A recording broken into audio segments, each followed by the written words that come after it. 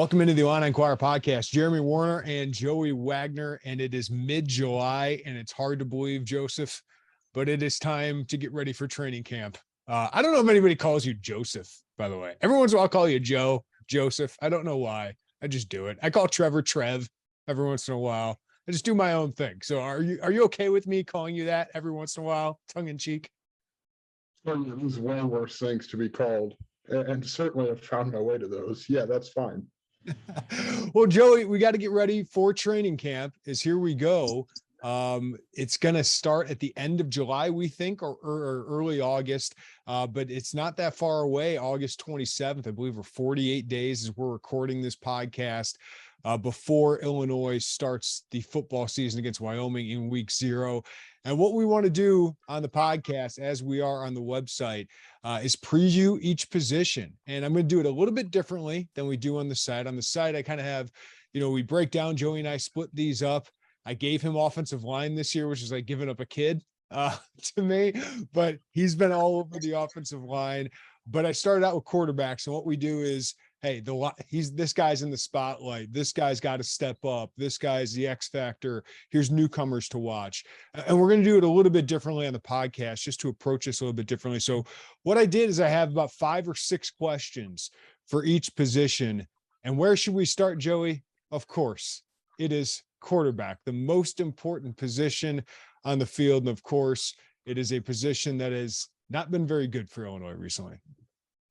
No, it has not. Not only has it not been good in the short term, there haven't been long-term questions answered either, at least in terms of producing on the field. We've seen them bring in Donovan Leary. We know they have a commitment from Cal Swanson, but it just feels like year after year, Jeremy, it's a transfer portal stopgap, and that doesn't help you sustain something for multiple years. We know Brandon Peters started for 3 years, but the inconsistencies were there. Just you're kind of waiting for them to find that high school quarterback who can take them where they need to go, and we're still waiting on that. We don't know when that answer is coming. Yeah, just going through, Joey, the list of starting quarterbacks over the last decade since Nathan Scheelhaase, right? Nathan Scheelhaase was the last Illinois quarterback to earn all Big Ten honors. The second team all Big Ten guy. So anyone who during that time would say, "Oh, we got to do better than Nathan Scheelhaase," maybe you were true, but I kept saying that, hey, Nathan Scheelhaase is not the issue. I believe it was his junior year, redshirt junior year, when he had some injuries and kind of held him back.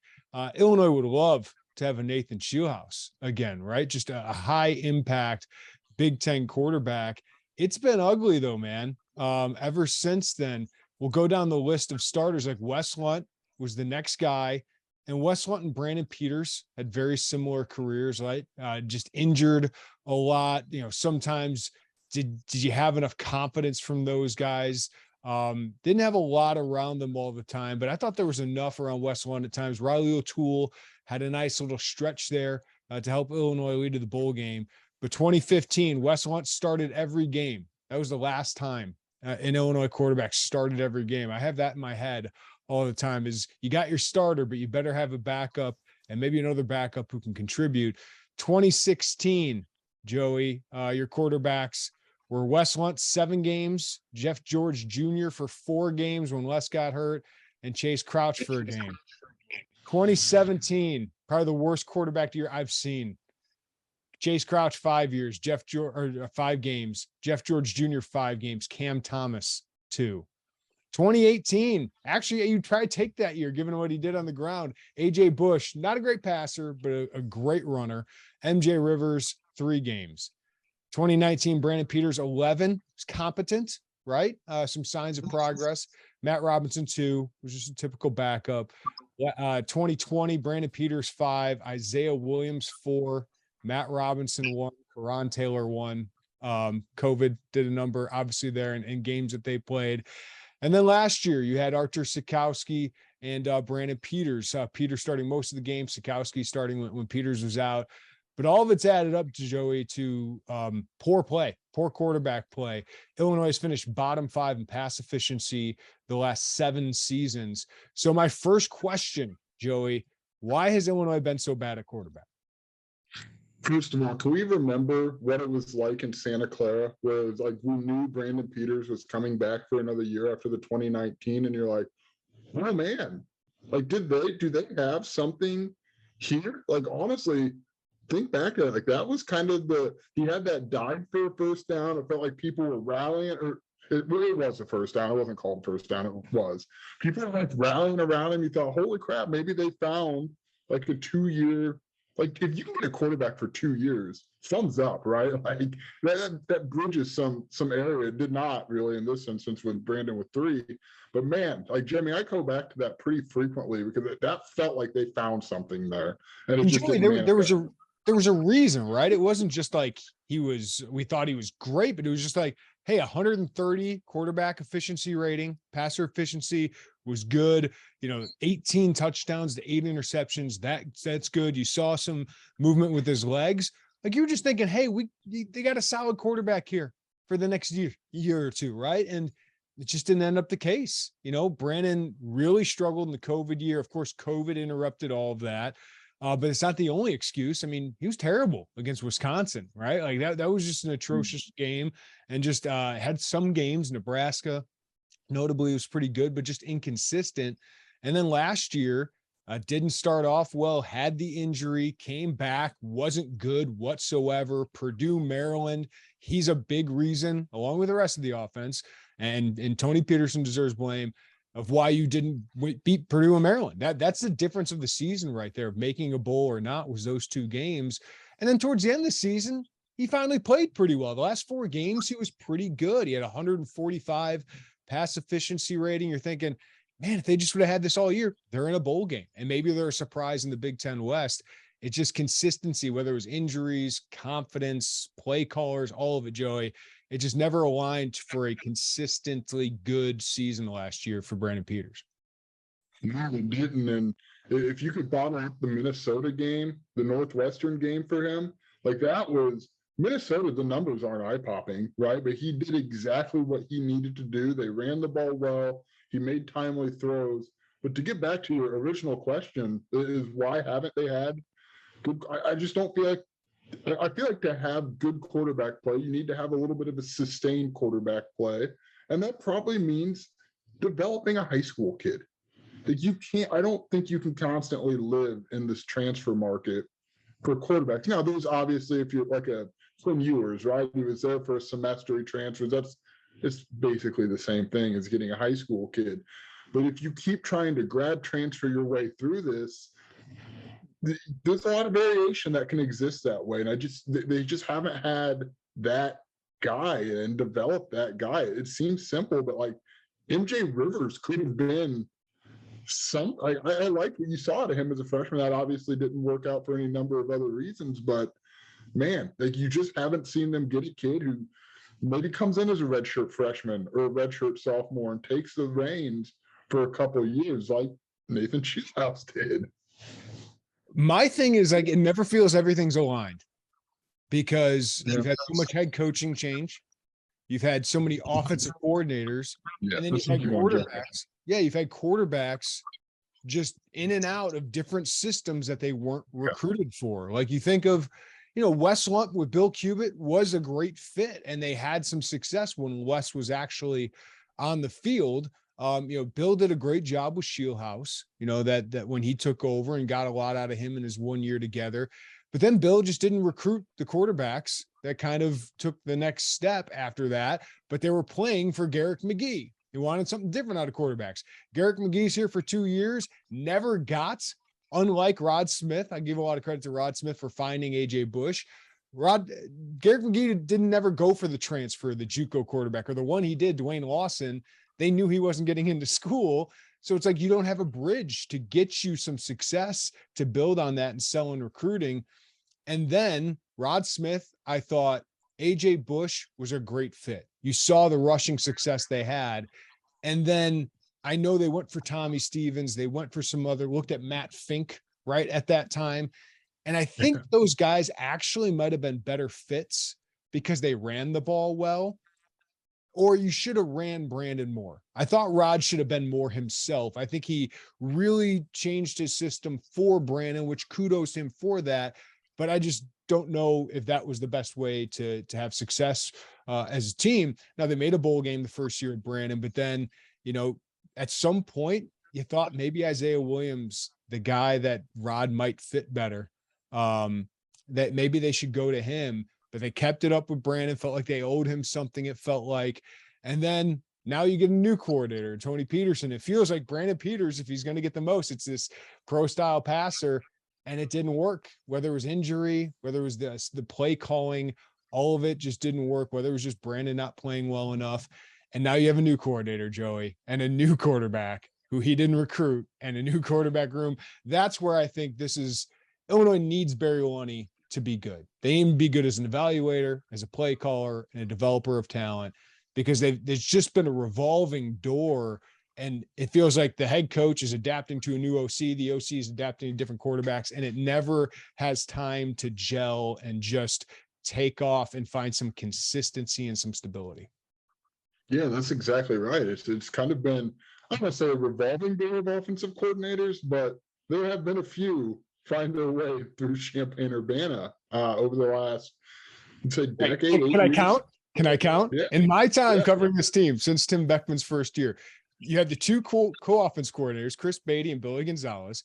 You had Bill Cubitt, which that was the most stable era of play callers for Illinois. I had 4 years of Bill Cubitt. And then you had Garrick McGee for 2 years. Then you had Rod Smith and Tony Peterson. And then now Barry. That's 7 offensive coordinators since 2012. I don't think that's the answer, to be honest with you, to try to build a successful offense. I don't think 7 offensive coordinators in 10 years is. You know who else has had that kind of track record? Rutgers. Rutgers had 9 straight years with new offense coordinators. Rutgers is the only Big Ten team that's had worse quarterback play than Illinois, right? So there you go. It's just a revolving door. And we also need to say, Jeremy, it's not like for the most part, there hasn't been a talent boon at the skill positions to help out quarterbacks either. Isaiah Williams, obviously, you and I are both high on him. We've not really been secretive about that, and I think it's for good reason. But it's not like you've seen these NFL receivers. I mean, it's been since Geronimo Allison, since Malik Turner. I mean, it's just they haven't had a receiver. You looked this up, right? A receiver drafted since 2012, when it really has been, was in the first round. AJ Jenkins. That's not really happening either. Yeah, it was AJ Jenkins in the first round that year. He just spent 2010 was his high second rounder. But yeah, there hasn't been a lot there to help them either. So quarterbacks, wide receivers, and offense coordinator all have been weaknesses, and I don't think it's right. I think it all correlates.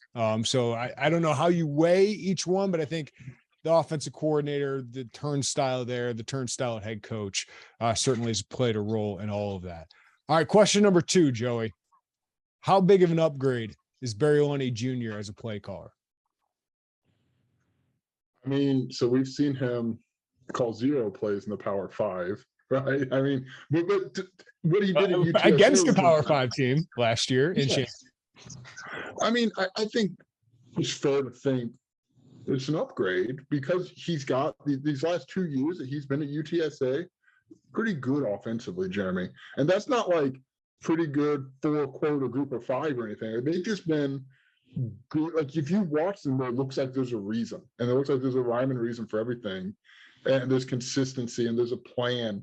Like, that's good to me. No, it's got to translate, and you probably need talent upgrades at certain spots on this Illinois team to get it to fully translate. But I think if you look at it, it probably is an upgrade. Tony Peterson hadn't been in the Power 5 in some time, and I'm trying to, he's gone. He's at Illinois State. There's no reason to sit here and pile on the guy, but there were some questionable play calls last year. Like, that's just a point. So we'll see. I mean, they're going to be questionable play calls this year, probably. I mean, it's football. There's a questionable play call every year. But I just, there seems to be kind of that it factor with Barry Lunney, and we've got to see it on the field, but I do think it's an upgrade. I don't know how much. I think it'd be unfair to say, it's an X number of upgrade because we haven't seen him be a play caller at Illinois yet. I'm going to take you back in time, Joey, to when I did my first OC hot list when Brett Bielema got hired. Tony Peterson wasn't on that list because he never coached with Brett Bielema, right? And I would have had to go back to like 2000s Big Ten football to think of any kind of connection to him. So I didn't have him on the list. He was a shock hire to me. And he wasn't, he's an older guy. He was at the lower level FBS. So I was like, he's not on my radar. I'm looking for the up and comer. Barry Lunney Jr. was definitely on my list because I liked the idea of him.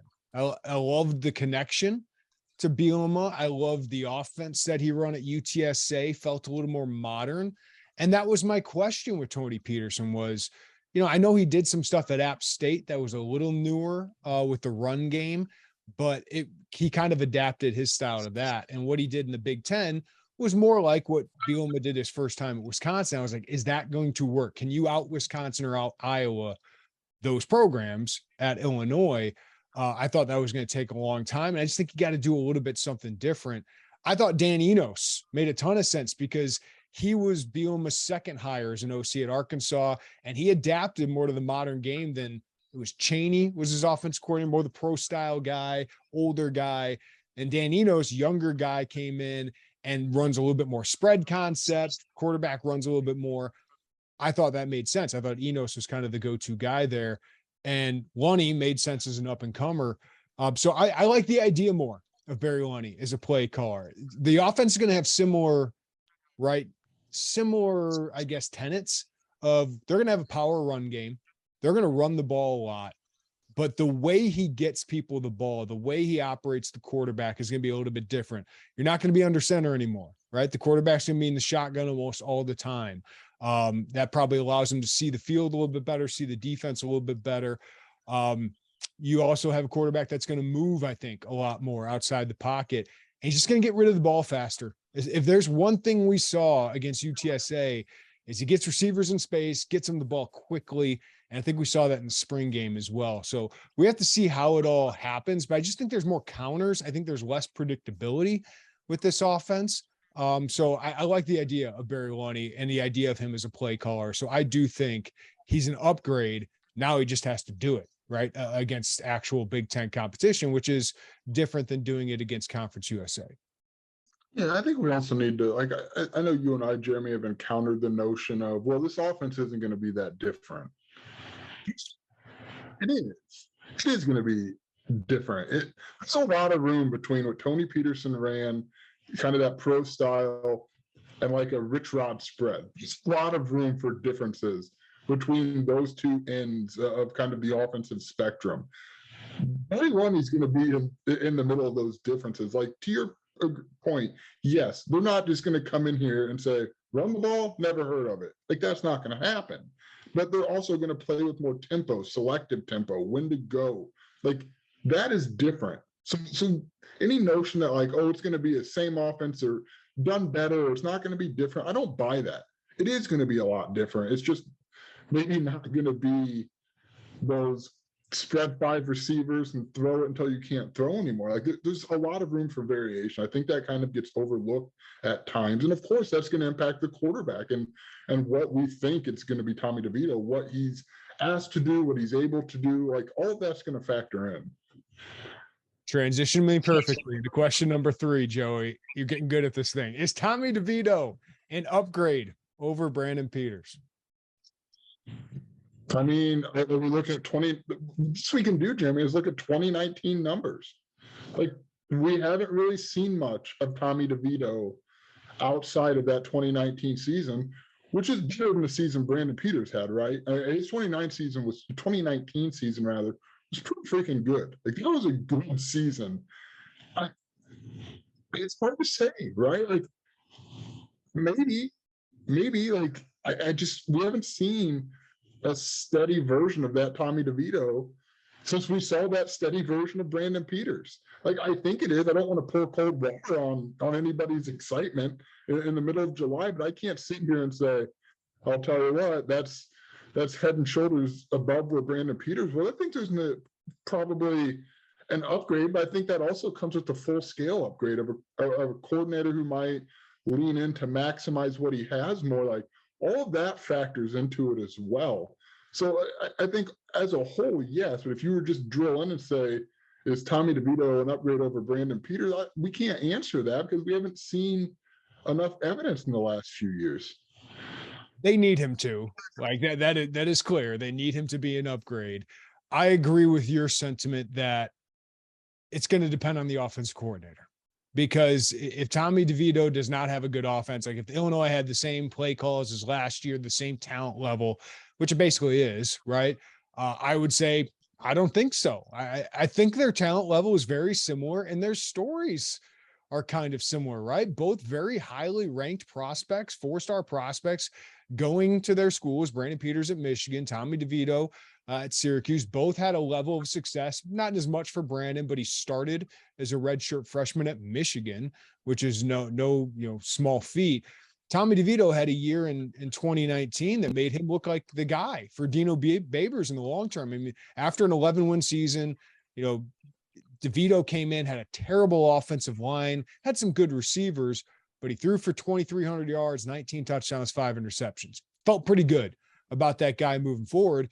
Then, like Peters, he had injuries, right? Had some inconsistency, and Syracuse did not have success. So they look for another guy, look for competition, look for depth. Scott Schrader comes in, he can run the football, but Syracuse wasn't very good with him either. So I think it was just pick your guy, your preference of who you want to have, Schrader or DeVito, and they just kind of had moved on from DeVito at that time. I watched DeVito's film, man, and there's really things to like. I think Peters had a stronger arm.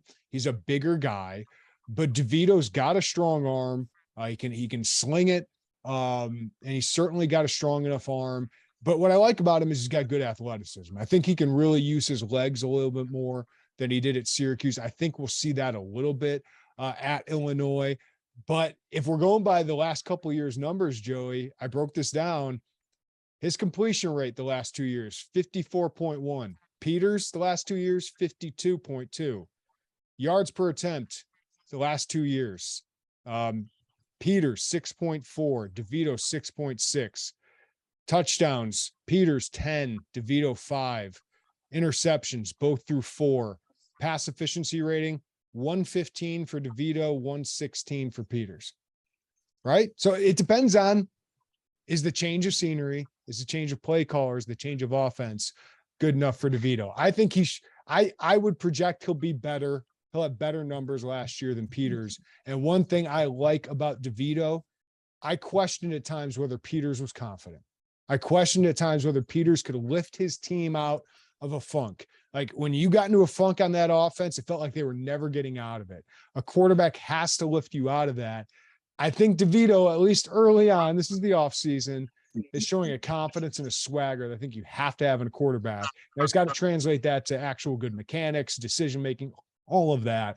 But I do like that. I do need a quarterback who, when things are going wrong, can get me out of that. And people can look at him in the huddle, or not the huddle for Illinois, but look at him and say, hey, we're still good. This guy can still lead us to victory. I never got that feeling the last 2 years with Brandon. Which is interesting because we had heard from players that like Brandon's kind of a trash talker out there. And like there were times where when things are going well, you saw it. You saw it, man. Like when things were going, he had fire. And I want to reiterate, like any about you or I, Jeremy, are saying like, hey, another year of the quarterback play you've been watching for 3 years. Good luck, fans. Like I don't think that's it. No. I think that there's probably more of an environment for DeVito to thrive this year, or thrive compared to where this Illinois quarterback situation has been. And to your point from earlier, that's going to fall on Barry Lunney to maximize the 1 year he's got with this guy.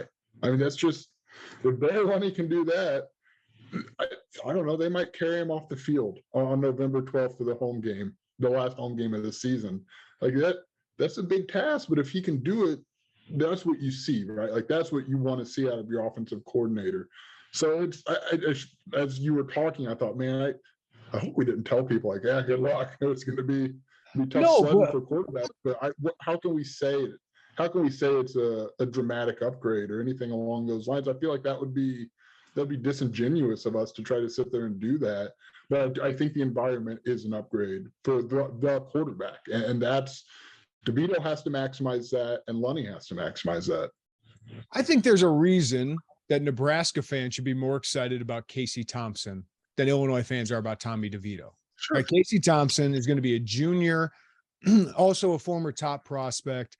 But just last year, he had 24 touchdowns and 9 interceptions, 63% completion rate, right? Like DeVito's not put up those numbers the last couple of years. So listen, I think Nebraska's got a host of issues, but I think there's if Illinois had Casey Thompson, I think we'd be a little bit like, oh, yeah, like I think Illinois is going to take a huge step forward.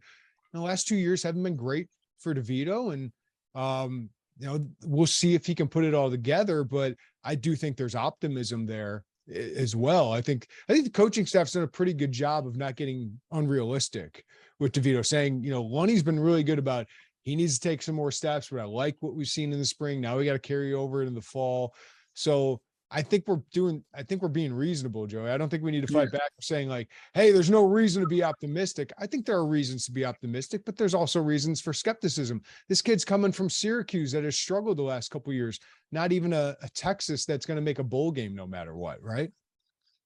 Yeah, that's absolutely right. I mean, look, and until it's not a question, this is going to be kind of a discussion about the Illinois quarterback situation until they get that guy. Maybe that guy's in the room right now. Maybe that guy's Donovan Leary. Maybe it isn't. But until you start to say, hey, they're bringing back that guy, then you're going to have these discussions. And I'm sure long term, this coaching staff doesn't want to fish in the portal every year or every 2 years for a quarterback. You'd like to develop one. But where Illinois football is you're not going to get a perfect 5-star kid walking in the door who's got pounds of college production and say, welcome. Like it's a kind of a step process. I'll end the conversation with this. There's a reason Illinois wanted to get DeVito in the winter, right? One, to get him in here, but two, he's better than anything they have. So I think it's far better to have Tommy DeVito on your roster than not at this point. So I think he's an upgrade over what they have, or there'll be an upgrade over Brandon Peters. I would buy that. If we're doing a buy or sell, I'd buy that. He'll have a better year than Brandon Peters had last year, but I don't know if it's going to be top 5, top 6 quarterback in the Big Ten. If they got 2019 production, like Brandon Peters level production, sign me up. I think yes, right? And that's very doable for Tommy DeVito because he has done it. We just haven't seen it in a couple of years. That's my hold up, is I just need to see it, and maybe a new environment, maybe all of that'll play in, and we'll see. But I do think he was an upgrade over the room when they brought him in, without any question at all. With that said, question number 4: can Art Sitkowski push DeVito for the starting spot? Do you expect that, or do you think we should be on the lookout for that in training camp? I expect him to push. I do not expect him to take it. I mean, I think there's a big difference there. And the coaching staff has said, this is a quarterback competition. This is a quarterback competition. Like, the only staff in the country who isn't saying it's a quarterback competition is in Columbus, Ohio with CJ freaking Stroud. Like, that's just coach speak. That's off-season coach speak. It's a quarterback competition. Rod Smith said it all the time. There's competition every day. What was it? I mean, you can write down the quote, but they're going to give Art his chance. I mean, I don't think they're looking like, okay, whatever, buddy. Like, this is Tommy DeVito's job. But Tommy DeVito went through the spring. He is a talented quarterback. I mean, we've seen that talent play out. I think Art is going to push. I don't expect him to start against Wyoming, but that also doesn't mean I expect Tommy DeVito to start against Northwestern either. I think he's going to get the first crack at this. If it doesn't work, then maybe they try to turn it somewhere else and look to Art and see what he can do. But I think the spring matters. I think we're calling it like an inside track, Jeremy, to the starting job. That sounds fair to me. Like that is where Tommy DeVito is, I think. Barring injury, I expect Tommy DeVito to start week 1. Barring injury, I expect Tommy DeVito to start basically every game. I think he's the best option that they have, most prepared option that they have. I will say this: I like having Art Sitkowski in that room. I just think he oozes leadership, and we have to have the caveat, right? He had a shoulder injury last year to his throwing arm, right? And is that why he was inaccurate? Is that why his fastball wasn't there? I would say it has something to do with it. But some of the things we saw at Rutgers, even the last couple of years, I thought the last couple of years at Rutgers, he was a solid backup. I thought he was a solid backup for Illinois. You saw him come in Nebraska, give Illinois some juice, gives you a chance to win, right? UTSA wasn't always pretty, but he gave you a chance. Like, defense was the reason you lost that game. But then it got ugly when he had to be the starter, man, late in the year. The Penn State game, I know we remember fondly. The offense was atrocious with Art there. The game before, I'm forgetting who they lost to, was atrocious with that. It was Wisconsin. Yeah, it was just, it was gross, right? Like, he had no chance to throw the ball. So he has to be better. He has to be better. He has to be more accurate. I do think he's a smart, intelligent, vocal leader. So I like him as my backup. And if DeVito gets hurt, which he's got a history of getting hurt, I think Sitkowski can give you a chance if he's a little bit more accurate. But if he's your starting quarterback for most of the season, I think it's going to be a struggle. These worst backups to have. We've seen that play out at Memorial Stadium in seasons past. Like, there are way worse quarterbacks to have as your backup than Art Sitkowski. I'll also say, in like 2 or 3 years, if I'm at Bielema, I'm kind of be begging him to hang around in some capacity. Yeah. You want that dude around your program. Now, that doesn't mean you want him starting 12 football games or 13 if you're Illinois hoping to get to that point. But you want him around, man, because he's got that. Do you remember the first time, Jeremy, we talked to him after it was a Nebraska game, right? He's doing interviews, he's clapping and the whole nine. You're like, man, this guy's kind of got it a little bit. And we'll see what the surgery does. Like, that's the biggest elephant in the room is what does that change, if anything? How much? Like, that's a question that's fair to ask. I want to take out his freshman season. Not that I should do that completely, but he was just not unfair positioned to succeed at Rutgers, right? His last 3 years at Rutgers in Illinois is a 57% completion rate, 10 touchdowns, 4 interceptions, 110 pass efficiency, right? Like, I think that's probably more what he is. Now, can he get that to 120? I think that's a possibility with a better play caller, right? With a healthy season. I think that's a possibility. I don't think he's going to be all of a sudden, middle of the pack, Big Ten starter. Maybe he can be, Joey, but I think we got to take the numbers for what they are at this point. And he's a backup quarterback. He's a solid backup quarterback for Illinois. Illinois hasn't had, so we went all this, like, what they've not had at starting quarterbacks.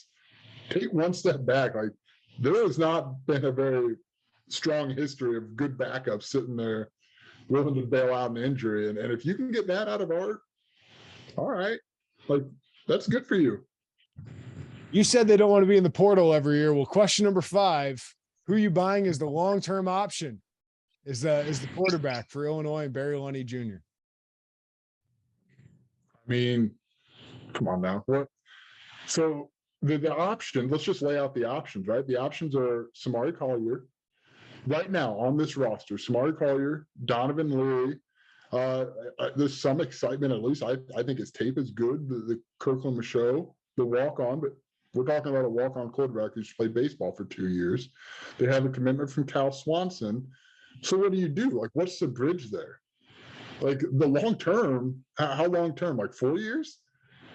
Because the 2-year long-term is Mr. Bridge. After DeVito, right? Like, DeVito's gone. You're probably in the portal. You would ideally get a 2-year guy, I think. 3, if you could swing 3, fine, but it's got to be right. Like, 2 is ideal. I don't think you want another 1-year guy if you can avoid it. I don't know how much that helps because you're in the portal again and you're turning into a young player. So next year's probably another portal guy. It just is. My question is, when do you get out of that? When do you climb out of quarterback portalville? Here's my thing. You mentioned, like, you want to get out of that. You'd love to have a prep. Yeah, maybe. I don't care. I don't care where they come from, to be honest with you, because you can get 4-year quarterbacks in the portal, right? So I don't care. I don't care where they come from, but you got to find a longer term option. And I know there's fans of Samari Collier. He's got interesting skills, right? He's got raw talent. He reminds me of Karan Taylor. Karan's problem was accuracy, and that is Samari's problem. So if Samari can find accuracy and mechanics and consistency, maybe he can be that guy, Joey, but we have to do our job as reporters and say, we have gotten no sense of that, right? That he is going to be that guy. Right now, he's probably fighting for the number 4 job behind Ryan Johnson, who's got 1 year of eligibility left, a walk-on. So he's probably fighting Donovan Leary and Kirkland Michaud for that number 4 spot. Maybe if he has a great fall camp, he can get the number 3 spot, right? Like that's the ideal version of Samari Collier this year. So I'm not going to bank on that. Illinois clearly isn't. Donovan Leary is an intriguing prospect. Wasn't a highly ranked one, right? Didn't have a ton of Power 5 options when Illinois and Tony Peterson came in, and his offensive coordinator now, Barry Lunney, did not recruit him. I think those are just the facts, right? But he's got good arm, good athleticism, great bloodlines. His brother Devin's an NFL prospect at NC State. I think that matters to have that kind of experience in the family, that you have that you can go to as a resource. Kirkland Michaud's really interesting, 6'5", 220 pounds. He's played baseball the last 2 years, so I don't think he's going to be an option this year, right? He's got to get back into college football. His reps are probably going to be very limited, but huge arm, big body. His 1 year at Westlake in Austin, which is a powerhouse. He led him to a state championship, put up monster numbers. First quarterback to win a title there since Drew Brees, right? That's a fun thing. So he intrigues me. He really does. He's Barry's first quarterback he's added. Cal Swanson's going to need time. It's going to be a portal guy. It's a portal guy. It absolutely is. I would be looking for a multi-year guy, because I don't know if you can bank on any of those guys. But that is why Lunney needs to have some kind of success with DeVito, right? You got to have some kind of success with DeVito. If you can get to a bowl game, Tommy has a solid bounce back season, maybe gets a chance to be on an NFL training camp, right? All of a sudden, you might be able to sell a better transfer this next offseason that can be more of the long-term answer and finally start to steady this thing out. Yeah. So I guess I should amend that, because you're right. Maybe saying a prep quarterback is like the 2017 way of thinking, right? It'd be great. And you want those guys to continue to come in, because we keep mentioning injuries, depth. You need depth at this position. Yeah. But to your point, and in the portal world that it is, you can go and get a 3-year guy. You can get a 4-year guy. But just 1 year, if you were to get another, if you were to get Tommy DeVito or like 1 year guy again next year, I think you're just fighting yourself a battle again going into the 24 season. You need a 3-year stabilizer, and you probably didn't play better than Brandon Peters did, but you need a couple years where it's not December 1st, it's not January 1st, and like, oh my God, who's the quarterback? And that's why Lunney needs to succeed, Joey, because every time it's a new offensive coordinator coming in, and when you bring in high school guys, most of them aren't ready in their first year or two, right? So you have to go find a guy, but you also have 3 guys in the room who he might not like, right? And then he's got to do this all over again. So, and you're behind in the high school recruiting. Like Tony Peterson was behind, and he went and got Donovan Leary, he didn't even see throw in person before he got Donovan Leary. And then, Barry comes here, and most of the quarterback prospects were already committed by the time he's able to get on the recruiting trail. So he has to dig and dig and dig. And he went through so many guys that he saw this spring, and they really like Cal, finds him intriguing, but that's not going to stop him from going to get more guys. So I think it's a transfer guy next year. All right. Last one. What are your expectations for Illini quarterbacks in 2022? I'm probably going to steal your thunder, but this is something you said to me last week. Be Tanner Morgan, man. Just be Tanner Morgan. If you're 8th or 9th in the conference or whatever meaningful quarterbacking metrics are out there, that's fine. That's good. Be in the middle of the Big Ten. Like, I think if Barry Lunney can have a middle of the pack Big Ten passing offense, and I know eventually we'll talk in a podcast about the running backs. By the way, we think they're good. If you have a middle of the road passing offense, you're probably bowling, right? You're probably in a bowl game or in that discussion in the middle of November to be in one. So I think that's a reasonable expectation. Be 9th in the Big Ten in most meaningful passing stats, and count yourself as having a good first year as an offensive coordinator, providing you still run the ball like we think they're going to. Yeah, the highlight of Illinois pass efficiency since 2015 was Brandon Peters' year in 2019. They were 10th with 121.6. Okay. And Matt Robinson started a couple games there, right? If you can get 9th or 8th, you feel like you're making a bowl game. And that shouldn't be unrealistic for Tommy DeVito and Barry Lunney, even with a wide receiver group that we'll get into in that podcast. I have questions outside of the number one guy, right? But you should be able to find a way to get people open and play off that running attack and be a little bit unpredictable to have a decent, respectable passing attack that opponents have to at least account for. They didn't have to account for it last year. And it's amazing they were able to run for the yards they were despite that. And you mentioned Tanner Morgan. I've mentioned that one before. He's a guy with 134 pass efficiency ever since Tyler Johnson and Bateman went to the pros, right? He's not the guy that was an NFL draft prospect. And he's coming back for a 6th season because of that. But he's a solid Big Ten quarterback, right? Minnesota has a good run game, okay receivers, good offensive line. They got a much improved defense. They won 9 games last year with a solid Big Ten quarterback. You know what Illinois could use? It was Brandon Peters over the last 4 games. It's inconsistent. Tommy DeVito is not going to be great every game. I don't think we expect that. But Iowa's quarterbacks, Wisconsin's quarterbacks, Minnesota's quarterbacks, I don't know if they ever scare you, but they're just efficient. They make solid decisions, and they make you pay every once in a while and help you stay in front of the sticks, right? So that's what it is for me. Just have respectable passing game. And to me, that's like 8th or 9th in the Big Ten in pass efficiency. So I don't think Tommy DeVito is going to come in here and earn all Big Ten honors, Joey. I don't know if he's set up for that with his receivers, with his offensive line, which I have a little questions about, but I think he's got enough experience. I think he's got a play caller that's not unrealistic. Yeah, I'm with you. And to me, it's the environment in totality, right? It's a fresh start. We've seen Barry Lunney put together good offenses like that. The whole thing of it is just feels like it's set up for him to be middle of the road, just middle of the road. Don't get in your own way. Don't hurt yourself. And you'll be all right. Like, you will be okay if you can be. I think to your point about the last 4 games with Brandon Peters, I get it. I understand where fans were with him by the end of last season and the frustration that was. Go back and watch those 4 games. Like, don't let the whole body of work of Brandon Peters cloud what he was in those 4 games. You take that 100. You take that at Illinois. You take that 80 times out of 100, right? Like, that is what you need where this program is right now. Now, if we're saying the same thing in 5 years, okay, we can revisit that conversation. But right now, that is what this program needs. Yeah, it's just they need some stability. No one's asking Barry Lunney to turn Tommy DeVito into an NFL draft pick. Illinois doesn't need that right now for where their program is. They just need a solid quarterback. And I think the talent is there to be able to do it. It's the most important position.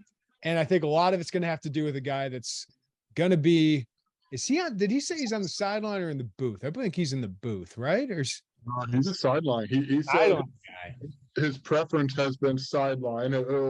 Basically, he'll go up to the booth if that's what Brett wants. But I think he saw what Ryan Walters did going down to the sideline last year, and that's where he's comfortable. I don't think Brett Bielema is too smart to ask his coordinators to do something that's not the most comfortable for them. And so I would expect Lunney to be on the sideline.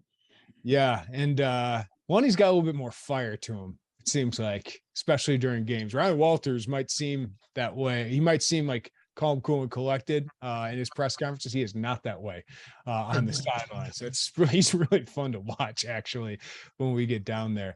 All right, I think we covered it for Illini quarterbacks. We'll do this for every position throughout the offseason, leading you into training camp, which is just around the corner. We got Big Ten Media Days in just a couple weeks. So thank you for listening to the Illini Inquirer podcast. Give us a follow, rating, review wherever you get your podcasts. But everybody take care of each other. Have a great day, and we'll talk to you next time on the Illini Inquirer podcast.